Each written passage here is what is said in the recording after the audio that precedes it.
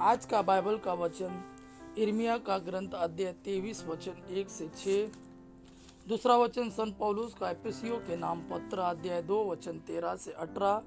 और आज का सुसमाचार संत मरकुस के अनुसार अध्याय 6 वचन 30 से 34। यिर्मयाह का ग्रंथ अध्याय 23 वचन 1 से 6। धिक्कार उन चरवाहों को जो मेरे चरागाह की भेड़ों को नष्ट और तितर बितर हो जाने देते हैं। यह प्रभु की वाणी है।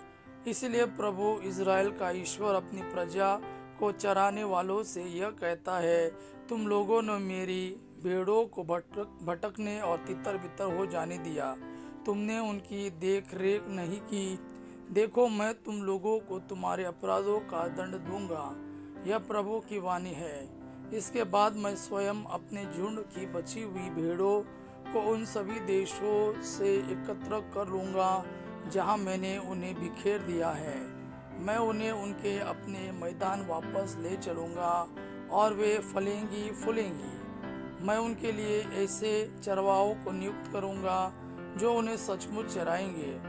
तब उन्हें ना तो भय रहेगा, ना आतंक, और ना उनमें से एक का भी सर्वनाश होगा। यह प्रभु की वाणी है। प्रभु यह कहता है, वे दिन आ रहे हैं जब मैं दाऊद के लिए एक न्यायी वंशज उत्पन्न करूंगा।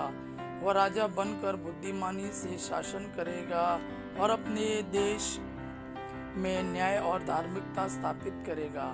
उसके राज्यकाल में यहूदा का उद्धार होगा और इज़राइल सुरक्षित रहेगा और उसका यह नाम रखा जाएगा, प्रभु ही हमारी धार्मिकता है। आज का दूसरा वचन संत पौलुस का एफिसियों के नाम पत्र अध्याय 2 वचन 13 से 18। आप लोग पहले दूर थे, किंतु ईसा मसीह से संयुक्त होकर आप अब मसीह के रक्त द्वारा निकट आ गए हैं, क्योंकि वही हमारी शांति है। उन्होंने यहूदियों और गैर यहूदियों को एक कर दिया है। दोनों में शत्रुता की जो दीवार थी उसे उन्होंने गिरा दिया है और अपनी मृत्यु द्वारा विधि निषेधों की संहिता को रद्द कर दिया। इस प्रकार उन्होंने यहूदियों तथा गैर यहूदियों को अपने से मिलाकर एक नई मानवता की सृष्टि की और शांति स्थापित की है। उन्होंने क्रूस द्वारा दोनों का एक ही शरीर में ईश्वर के साथ मेल कराया और इस प्रकार शत्रुता को नष्ट कर दिया। तब उन्होंने आकर दोनों को शांति का संदेश सुनाया, आप लोगों को जो दूर थे और उन लोगों को जो निकट थे, क्योंकि उनके द्वारा हम दोनों एक ही आत्मा से प्रेरित होकर पिता के पास पहुंच सकते हैं।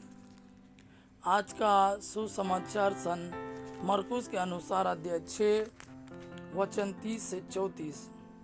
प्रेरितों ने ईसा के पास लौटकर उन्हें बताया कि हम लोगों ने क्या क्या किया और क्या क्या सिखलाया है। तब ईसा ने उनसे कहा, तुम लोग अकेले ही मेरे साथ निर्जन स्थान चले आओ और थोड़ा विश्राम कर लो, क्योंकि इतने लोग आया जाया करते थे कि उन्हें भोजन करने का भी फुर्सत नहीं रहती थी। इसलिए वे नाव पर चढ़कर अकेले ही निर्जन स्थान की ओर चल दिए। उन्हें जाते देखकर बहुत से लोग समझ गए कि वह कहाँ जा रहे हैं। वे नगर नगर से निकलकर पैदल ही उधर दौड़ पड़े और उनसे पहले ही वहाँ पहुँच गए। ईसा ने नाव से उतरकर एक विशाल जन समूह देखा। उन्हें उन लोगों पर तरस आया, क्योंकि वे बिना चरवाहे की भेड़ों की तरह थे और वह उन्हें बहुत सी बातों की शिक्षा देने लगे। यह प्रभु का वाणी है। प्रभु को धन्यवाद। आबा पिता की महिमा और पुत्र यीशु का प्रेम आप पर सदा सर्वदा बना रहे। आमीन।